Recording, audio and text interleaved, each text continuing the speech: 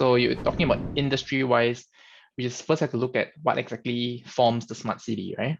So in smart cityscape, typically you have the smart homes, you have the smart commercial estates, you have your smart industrial plants, as well as you're talking about transportation-wise, logistics-wise. So these are the areas that you can actually see a lot of development going on. So when you're talking about which sector, typically I would downsize it to things like industrial, smart industrial, 4.0. You're talking about logistics, smart logistics. You have like smart construction, as well as F&B, where they are doing a lot of automation and robotics to speed up the process and productivity.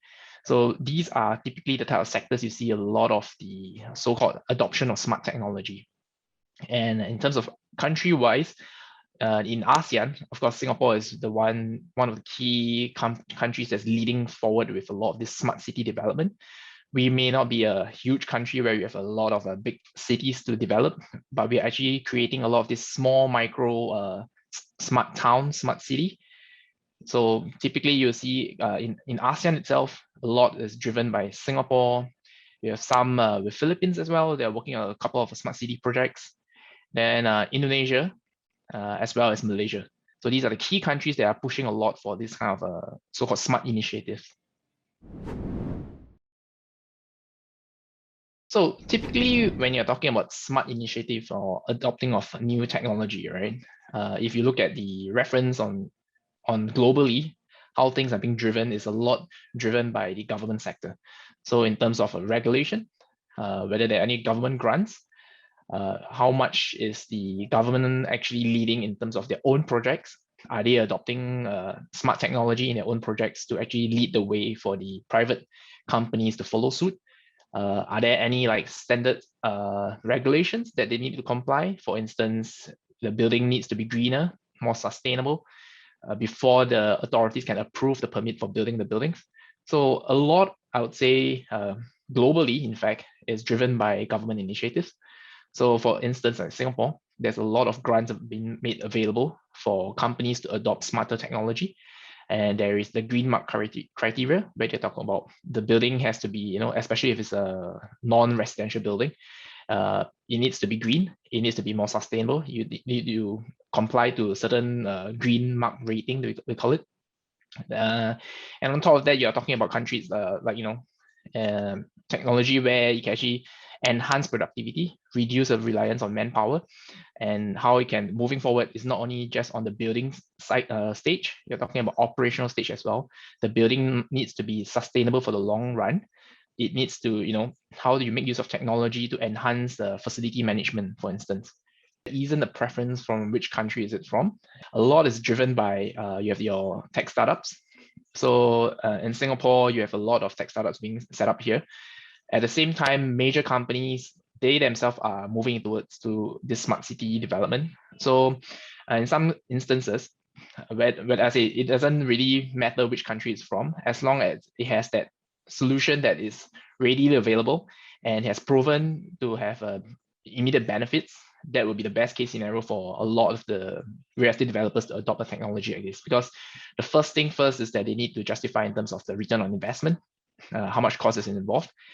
So these are things, if you can justify that you can get your returns soon, at the same time, it helps the real estate developers realize, or rather comply to certain government standards or requirements, and all the more the adoption for such technology will be a lot easier. And because at the end of the day, it's all about profit and loss, right? So if a technology is proven to be effective and is not that costly to adopt, and it's not something that's totally new that they are totally not familiar with, then there's a higher tendency for them to adopt the technology in the building itself. Because apart from profit and loss, you're talking about marketing as well. So they want to be able to, because as a real estate developer, if I'm developing a building for residential, then that technology or smart technology must enhance to get consumers to buy their property. When you're talking about, let's say, developing for a commercial estate, then it needs to give the justification for the ultimate tenant who's renting the building, that this building is like, environmentally friendly and more in the sense of like energy saving. So they know they're not going to be built unnecessarily with also high energy usage and stuff like that. One of the good case study or example is the Tengah Smart Town that's developed by the HDB. So HDB is the Housing Development Board of Singapore. They actually develop, their primary purpose is to create public residential development in Singapore. So they pretty much own 80% of the residential development in Singapore. At the same time, what they do is that they actually have certain types of projects where they develop like smart towns, mixed developments. So it's, again, they are creating the standards for the private sector to follow suit. So the Tengah is actually one of the smartest town that right now they are developing. So what you see in this smart town is that their ultimate goal for the design of this whole smart town is to go car light. In fact, what they're trying to term is car-free town. So you start seeing like roads, cars, all these will be traveling under the town itself. So it frees up all the space on the surface, ground surface, for pedestrians and even for sports activities and stuff like that. So you reduce a lot of like the traffic flow on the surface. And you're also talking about certain features like smart lighting, smart energy management system. They're even looking to things like smart energy storage system. So reducing the reliance on the power grid so that the town itself can be self-sustainable. And if you do notice that this town where it's located is actually at the western region of Singapore, where it's a bit more close to nature. So they try not to change too much of that concept, trying to retain as much of nature as it was originally is, and coexist together with humans, with nature. That's the whole concept of the whole smart town. And they're also talking about technology like automated waste management system. So it's an entire pneumatic waste system where all the waste can be automatically collected through this entire pneumatic waste system that they are working on. So again, is to reduce the reliance of like physical manpower to go there to physically collect and compile all the waste. Right now, everything can be automated.